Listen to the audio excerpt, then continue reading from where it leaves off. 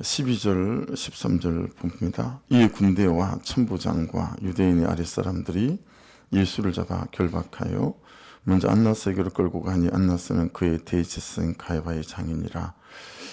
체포당하시는 예수님은 세 번에 걸쳐서 신문을 받으시거든요. 이 직전까지 옛날에 대제사장이었던 안나스라고 하는 사람에게 오늘 본문에 보시면 신문을 받으시죠. 그리고 이 대제사장이었던 안나스의 사위인 가야바, 현직 대제사장인 가야바 앞에서, 그래서 이건 이제 사내들인 공회 앞에서 아마도 신문을 받은 거겠죠. 신문을 받으시고 그다음에 빌라도 총독 앞에서 이제 신문을 받게 되어집니다. 오늘 묵상 본문은 이제 안나스 앞에서 신문을 받게 되어지는 대목이죠. 그리고 거기에서 베드로의 세 번에 나 예수 모른다라고 하는 부인이 있었다라고 하는 말씀을 우리가 지금 읽었습니다. 원래 여러분 대제사장은 종신직이에요. 죽을 때까지 대제사장직을 계속 하는 거예요. 그런데 안나스란 대제사장이 하다가 지금은 이제 가야바로 바뀌었죠. 로마가 유대를 정복하고 난 다음에는 이제 로마 총독들이 자신들의 입맛에 맞는 사람들로 갈아치웠어요. 그래서 로마 황실에 또 로마 총독에게 아주 적극적으로 추종하는 그런 사람들로 수시로 갈아치웠습니다. 그래서 안나스는 대제사장이었지만 로마 총독이었던 그라투스라는 사람에 의해서 교체가 됐어요. 교체가 됐는데도 장인이어서 그랬는지 아직 그만한 힘을 갖고 있었는지 안나스 앞에서 예수님이 먼저 신문을 받으시고 그 다음에 지금 본문에 보면 가야바 앞으로 이제 보내게 되어지는 그런 대목이잖아요. 여러분 대제사장이라는 게 어떤 자리였었습니까? 기름 부음을 받았던 선지자, 왕, 제사장 이 세 사람만 기름 부으심을 받았습니다. 그렇죠? 그러니까 죄인인 인간이 거룩하신 하나님 앞에 나아갈 수 있는 속죄제로, 속건제로, 번제로, 화목제로, 소제로 길을 열었던 사람, 그게 대제사장 아니었겠습니까? 근데 지금 대제사장들은 하나님이 아니라 사람에게 순종하는 사람들로, 세상 권세에게 순종하는 사람들로 전락이 되어버렸습니다. 큐티를 하면서 제가 하나 깨닫고 또 배운 건, 옛날에는 말입니다, 하나님 편에서 말씀을 봤다면 지금은 하나님 편에서 말씀을 잘 보지 않으려고 애를 쓰는 것 같아요. 성도들 편에서 말씀을 보는 게 훨씬 더 많은 것 같아요. 왜냐하면 그냥 그렇게 되어지더라고요. 이 말씀을 따라가는 그 삶이 참 잘 안 되어지니까, 나 또한 그 사람들 속에 속하니까 그냥 그렇게 봐지더라고요. 그러니 여러분 안나스도 저는 사실 이해가 되고 가야바도 이해가 돼요. 이 세상 권세를 쫓아가서 살아가는 안나스, 그리고 세상 권세를 쫓아 살아가는 가야바, 여러분 얼마나 로마 총독 그라투스에게 말을 잘 들었으면 장인이었던 안나스를 제끼고 여러분 이 가야바라는 사위가 대제사장이 되었었겠습니까? 대단한 충성을 세상 권세에게 했지 않았을까? 충분히 우리가 생각해 볼 수 있지 않겠습니까? 그죠? 그래서 여러분 14절 보시면 왜 사위인 가야바를 로마 총독 그라투스가 대제사장시켰는지 알 수가 있어요. 가야바는 유대인들에게 한 사람이 백성을 위하여 죽는 것이 유익하다고 권고하던 자로라. 당시 로마 총독들은 제일 조심했던 거 뭐냐면 자기가 다스리고 있는 그 지역에서 폭동이 일어나지 않게 만드는 거예요. 폭동이 일어나면 점수가 깎여요. 로마 황실에. 야, 넌 잘 다스리지 왜 폭동이 일어나게 만드냐. 그리고 총독을 갈아치우는 거예요. 그러니까 여러분 이 가야바가 가만 보니까 예수님 때문에 듣도 보도 못한 일들이 막 생기고, 이제는 이 예수님을 메시아라고 칭하고 사람들이 막 추종하면서 이 예루살렘 안에, 이스라엘 땅 안에 이상한 기류가 막 일어나는 거죠. 야, 이러다가 이 폭동이 일어나겠다 싶으니까 이 가야바가 그라투스를 찾아가는 거죠. 총독님, 저 예수 죽이지 않으면 지금 예수님이 다스리는 이 땅에 폭동이 일어날 수 있어요. 이런 식으로 유대인들에게도, 그리고 로마 총독이었던 그라투스에게도 계속해서 예수를 죽이라고 말했던 사람이 가야바다. 라고 하는 것이니 여러분 잘 한번 생각해 보십시오. 예, 그 가야바라는 사람이 혹시 내 삶의 어떤 모습과 닮아 있지는 않은가 라고 하는 것들인 거죠. 그래서 이 가야바도 안나스도, 특히 가야바는 어때요? 힘이 어디서 나온다고 생각하는 거죠? 예. 힘이 누구로부터 주어진다고 생각하는 거죠? 가야바는 하나님으로부터 힘이 온다고 생각하지 않아요. 그렇죠? 가야바는 내게 줄 수 있는 힘이 하나님으로부터 오는 것이 아니고 이 로마 황실로부터, 그라투스로부터 온다라고 생각했던 사람이다라고 하는 것을 알 수 있습니다. 자, 여러분 우리 얘기 한번 해볼게요. 여러분은 우리는 힘이 어디서 온다고 여러분 생각하죠? 어떠세요? 여러분 세상 모든 사람들이, 그리스도인들조차 그 힘이 돈에서 온다고 생각하는 시대가 아닐까요? 이 당시도 그랬을 것이고요. 요즘도 그렇죠. 왜 가야바가 그렇게 하고 그랬냐면 대세상이라는 자리가 타락되어져서 그 당시에 엄청난 부와 권력을 가져다 주는 자리였기 때문에 그랬던 거거든요. 여러분들은 내 힘이 돈으로부터 온다라고 생각하십니까? 아니면 하나님으로부터 온다라고 생각하십니까? 하나님을 우리가 잘 믿으려고 하는 이유가 혹시 내 힘은 돈이고 내 힘은 돈으로부터 오는데 그 돈을 하나님께서 주신다라고 혹시 믿는 건 아닐까? 그래서 내가 참 하나님을 잘 믿는다고 오해하고 착각하고 있지만 사실 내 힘은 돈이다 라고 생각하고 있지는 않을까요? 좀 생각해보고 우리가 묵상해봐야 될 지점인 것 같아요. 그래서 실상은 하나님은 바지 사장인 거예요. 그리고 진짜 사장은 돈인 거죠. 예. 하나님 때문에 울고 웃는 게 아니고 돈 때문에 울고 웃는 거예요. 내 삶의 모든 시간과 삶의 모든 이런 조건들, 삶의 상황을 하나님 말씀하시는 부분에 따라서 구조를 바꾸고 구조를 짜는 게 아니라 이 돈이 오는 경로와 통로를 따라 내 삶의 구조와 시간들을 재편하는 거죠. 네. 그래서 여러분 아이들을 가르칠 때도 유념하셔서 저 같은 실수를 하시면 안 됩니다. 야, 좋은 대학교 들어가고 좋은 직장을 가지고 돈을 잘 벌기 위해서 네가 공부를 하는 게 아니야. 듣든지 말든지 안 듣든지 그냥 여러분 입으로라도 우리 부모가 자녀들에게 계속 선포해 줘야 될 말은 야, 네가 하나님 뜻하신 바대로 잘 쓰임 받기 위해서 공부를 하는 거야. 기뚱으로 듣든 안 듣든 그냥 얘기를 해주는 거죠. 여러분 저로 친다면 저에게 하나님은 바지 사장이었고요. 저희 진짜 사장님은 목표적인 성공이었어요. 네. 교회가 커지는 거였어요. 그게 제 진짜 하나님이었어요. 그리고 사람이 많아지는 숫자적 부흥이었죠. 그게 진짜 하나님이고 그냥 진짜 하나님은 제게 바지 사장인 거예요. 네. 그러니 정말 말씀 한 구절에 운명을 걸거나 말씀 한 단어에 생명을 거는 이런 일은 저에게 없는 거죠. 목회적으로 성공할 수 있고 사람의 숫자가 많을 수 있다면 제가 어떤 것은 버리고 어떤 것은 선택할 수 있을 만한 충분한 사람이었다라고 하는 거죠. 그러니까 여러분 한번 생각해 보셔야 합니다.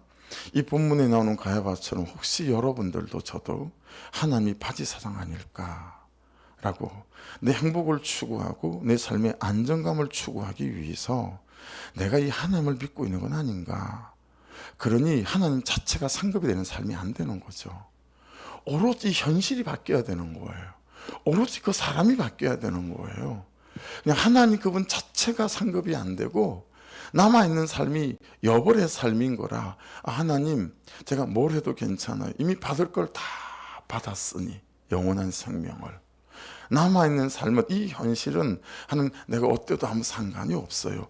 이런 삶이 안 되니까 여러분 세상이 우리를 볼 때 겁이 안 나요.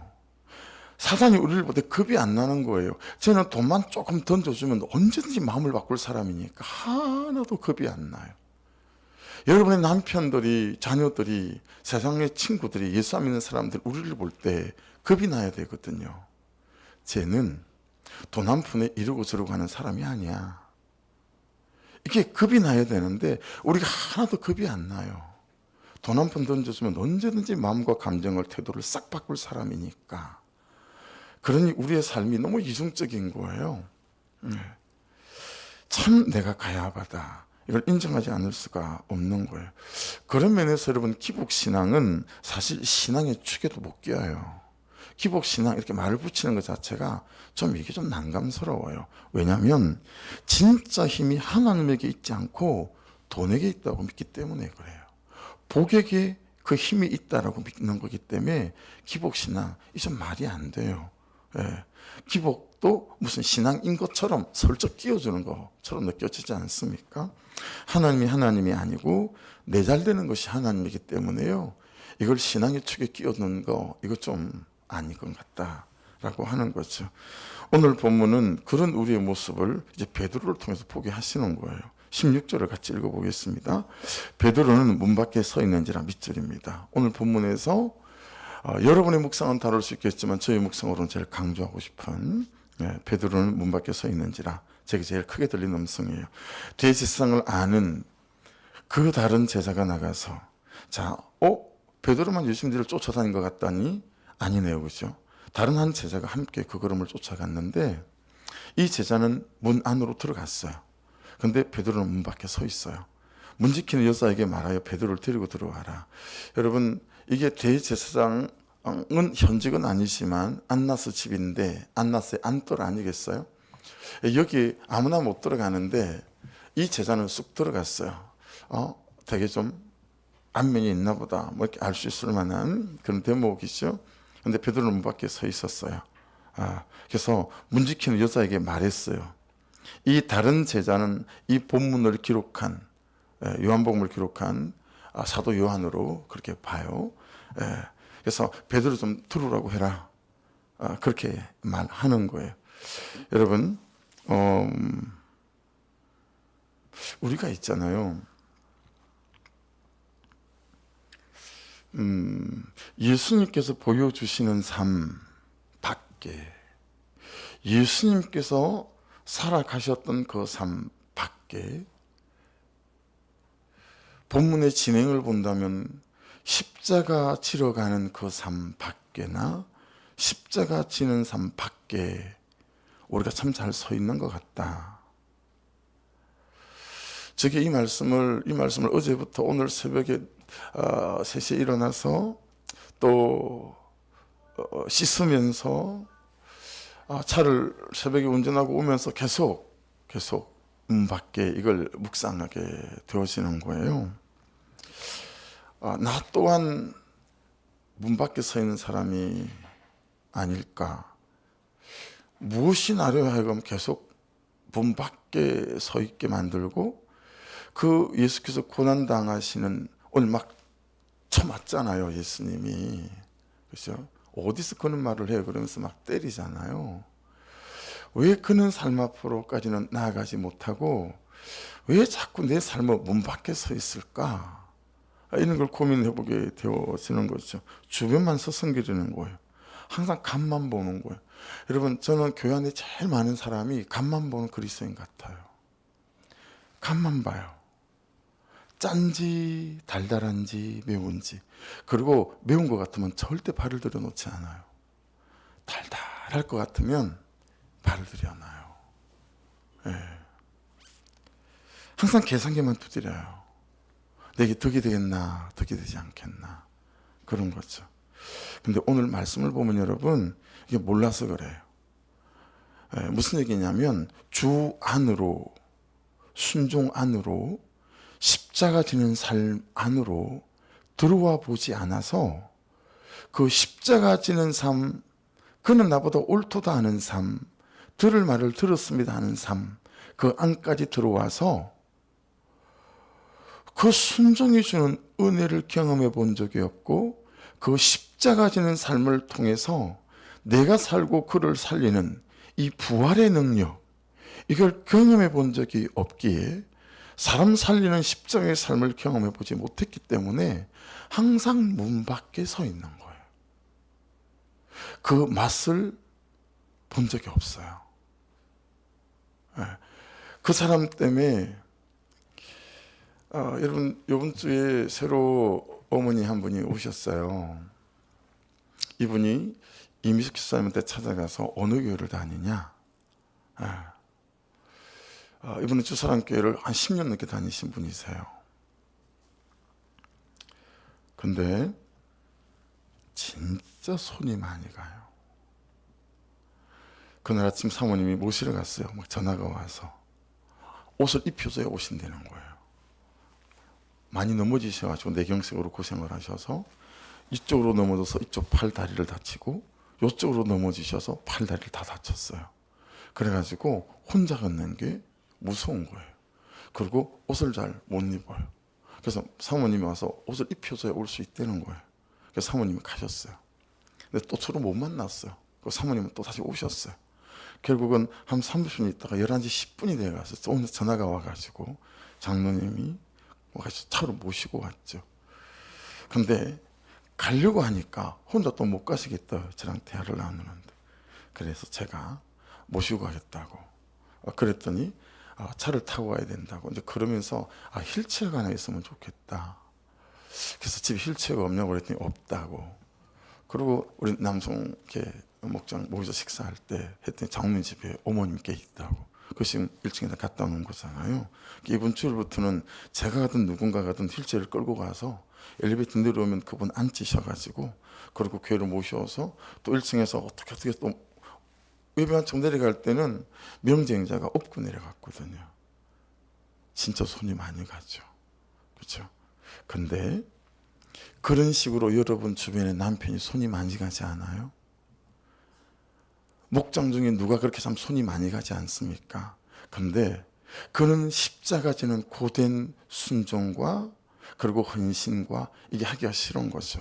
왜냐하면 그렇게 해서 살아나서 하나님의 자녀가 되어서 그를 통해서 또 다른 영적인 자녀를 낳아가는 것들을 우리가 잘 본 적이 없다라고 하는 거예요. 생각해 보십시오. 여러분이 믿는 10년 동안 여러분이 십자가 지는 삶을 통해서 여러분 때문에 예수를 믿게 되고 구원의 감격을 누리며 또 그 사람이 너무 좋아서 또 다른 영적 자녀를 생산한 여러분 그런 계보가 있습니까? 나의 계보. 나의 계보. 그래서 여러분 선교단체에서는 소개할 때 내 아들이에요. 나이가 훨씬 많은데 말도 안 되죠. 그렇죠? 한 살밖에 차이가 나지 않는데 제 아들이에요. 이렇게 소개를 해요. 자기 때문에 영적 출산이 된 사람이라는 거예요. 그러면 여러분 한 1년 지나면 그 사람이 또 와서 소개를 해요. 그러면 이 사람은 어떻게 소개하는? 제 손자예요. 이렇게 소개를 해요. 영적 계보가 만들어진 거죠. 우리는 십자가 지는 삶을 안 사니까 영적 계보가 없어요. 육신의 자녀는 놓는데 영적인 자녀를 출산할 줄을 몰라요. 그래서 여러분 적어도 10년을 믿었으면 이 교회 안에서 여러분의 손자, 정손자는 있어야 돼요. 내가 낳은 아들이에요. 내가 낳은 딸이에요. 이건 내가 낳은 아들이 낳은 아들, 내 손자예요. 영적 계보가 있어야 되는 거예요. 근데 우리는 그 영적 계보가 없어요. 그렇죠? 왜냐하면 아무도 십자가 지는 삶 안까지 안 가고 문 밖에 서 있어요. 여러분 누가복음 22장 54절에는 이렇게 말씀이 이 장면을 이렇게 기록했어요. 예수를 잡아 끌고 대제사장의 집으로 들어갈새 베드로가 멀찍이 따라가니라. 문 밖에를 누가복음은 멀찍이라고 표현했어요. 이 멀찍이라는 이 단어가 마크로덴이라는 단어거든요. 이게 숫자를 말하는 건데 90m예요. 90m. 여러분 90m면 얼마나 멀리 떨어져서 베드로가 따라갔는지 알겠죠? 이 거리가 어떤 거리예요? 저놈도 예수님과 함께 있었던 저 제자 베드로 아니야? 그리고 쫓아오면 충분히 도망갈 수 있을 만한 거리만큼 멀찍이 떨어져서 베드로가 쫓아간 거예요. 이해되시죠? 우리가 언제든지 도망갈 수 있을 만한 그 거리를 두고 말씀을 쫓아가며 문 밖에 서 있는 사람들이 아닌가라고 하는 거죠. 그래서 실상은 문 밖에 있는 이 거리는 어떤 거리냐면 아무 일도 일어나지 않을 만한 거리예요. 예수를 믿는데 아무 일도 일어나지 않을 만한 거리. 예배를 드리는데 아무 일도 일어나지 않을 만한 거리가 문 밖인 거예요. 어림짐작은 되는데 예수님의 손이 미치지 못할 만한 거리. 그래서 예수님이 안 보이고 예수님이 안 들린대요. 19절에 보십시오. 대제사장이 예수에게 그의 제자들과 그의 교훈에 대하여 물었어요. 안나스가. 20절에 예수께서 대답하시되 뭐라고 대답하시는지 밑줄을 그으십시오. 내가 드러내놓고 세상에 말하였노라. 밑줄입니다. 드러내놓고 무슨 얘기예요? 내가 다 말했다. 너도 충분히 들을 만하게. 그렇죠? 수백 번을 충분히 들을 만하게 다 말했다. 그리고 뭐라고 말씀하세요? 모든 유대인들이 모이는 회당과 성전에서 항상 가르쳤고, 밑줄입니다. 항상 가르쳤고, 그랬으니 저와 여러분은 항상 들었겠죠. 그렇죠? 항상 들었어요. 은밀하게는 아무것도 말한 적이 없으시대요. 그 뒤에 말씀은. 그렇죠? 21절 어찌 내게 묻느냐? 내가 무슨 말을 하였는지 들은 자들에게 물어보라. 그들이 내가 하던 말을 아느니라. 여기 들은 자는 누구예요? 여러분이에요. 저예요. 여러분은 다 들은 자 아닙니까? 이리 보면 여러분 말씀은 여러분 듣지 않은 자들에게 하시는 말씀보다 이미 들은 자에게 하는 말씀이 거의 태반인 것 같지 않으세요? 여러분은 다 들은 자예요. 그런데 문 밖에 서 있는 거예요. 너무너무 죽기 싫어하시고 그는 나보다 옳도다 하기 싫어하시는 거예요. 그래서 아무 일도 일어나지 않을 만한 딱 그 거리에서, 그래서 나도 못 살리고 그도 못 살리는 딱 그 거리만큼 거기에서 십자가 지는 삶은 싫대요. 복을 달래요. 복을. 예수 믿은 것 자체가 복이요, 하나님 자체가 복인데 그건 모르고 이 안나스와 가야바처럼 이 세상이 주는 이 힘과 이 복을 받고 싶은 것이요. 여러분, 안나스는 예수님에 대해서 아무것도 모른다는 거죠. 예수님은 드러내놓고 다 말씀하셨고, 드러내놓고 다 보여주었고, 드러내놓고 다 고치셨고, 드러내놓고 다 가르치셨는데, 심지어 주님은 세상에 말하였노라 말씀하고 계시잖아요. 근데 안나스는 아무것도 모르는 거예요. 무지는 불신 또는 맹신으로 이어지지요. 불신은 믿지 않는 것이지만 맹신은 뭔지 아시죠? 옳고 그름을 분별하지 않고 무작정 자기 옳은 대로 믿는 자를 말하는 거예요. 여러분, 오늘날 그리스도인 중에 맹신하는 사람이 너무 많아요. 자기 옳은 대로 믿어요. 말씀이 말씀하시는 대로 그는 나보다 옳도다 하래잖아요. 근데 제가 그는 나보다 옳도다를 하지 않는 거예요. 말씀은 지식으로 아는 사람이 너무 많죠.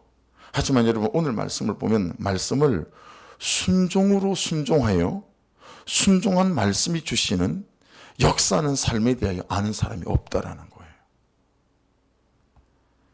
여러분, 말씀을 순종으로 알 수 있기를 주의 이름으로 축복합니다.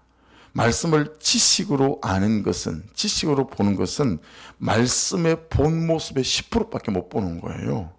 말씀을 십자가 지는 삶으로 순종하게 되면 말씀의 본 모습인 나머지 90%를 보게 되어지는 은혜가 있게 될 거다라고 하는 것입니다.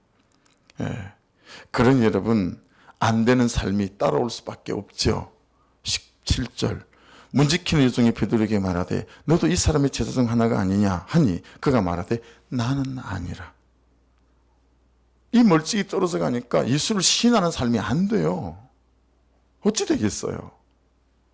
25절 시몬 베드로가 가서 불을 쬐더니 사람들이 묻되 너도 그 제자 중 하나가 아니냐? 두 번째 물었어요. 베드로가 부인하여 이르되 나는 아니라. 세 번째 26절 보십시오. 대제사장의 중 하나는 베드로에게 길을 잘린 사람의 친척이라 이르되 말고의 친척이래요. 그러니 여러분 너무 잘 아는 거죠. 베드로가. 내가 그 사람과 함께 동산에 있는 것을 내가 보지 아니하였느냐. 야, 너 말고의 귀 잘랐던 베드로 아니야. 그렇게 물은 거예요. 27절 이에 베드로가 또 부인하니 곧 닭이 울더라 그랬습니다. 여러분, 여러분을 문 밖에 서 있게 만드는 게 무엇입니까? 저 계속 이거 묵상했어요. 나를 문 밖에 서 있게 만드는 게 뭘까? 여러분, 오늘 본문에서는 문 안으로 데리고 들어온 건 요한이 이 여자를 시켜서 데리고 들어온 거잖아요. 여러분, 우리를 하나님 안으로 데리고 들어오신 분은 누구시죠? 예수 그리스도예요. 아멘이시죠? 이 죄인이었던 우리를 예수께서 문 안으로 데리고 들어오셨어요. 이 장면으로 환정해서 본다면 왜 문 안으로 데리고 들어오셨겠어요?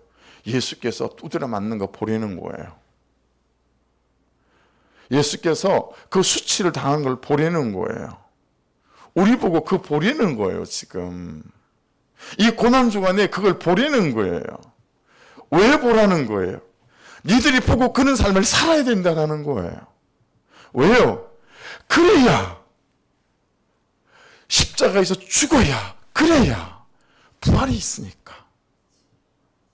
네가 그렇게 죽어야 네가 살고, 네가 그렇게 죽어야 그를 살릴 수 있다라는 걸 예수님의 고난과 수치를 보려는 거 아니겠어요? 그리고 예수께 십자가 죽는 것을 보고 3일 만에 부활한 그 예수, 온 인류를 살리시는 그 예수를 그렇게 경험하게 되어지는 거니까요. 그런데 참 여러분, 말씀에서 은혜가 되는 건 멀찍이라도 따라왔기에 문 안으로 들어갈 수 있었구나.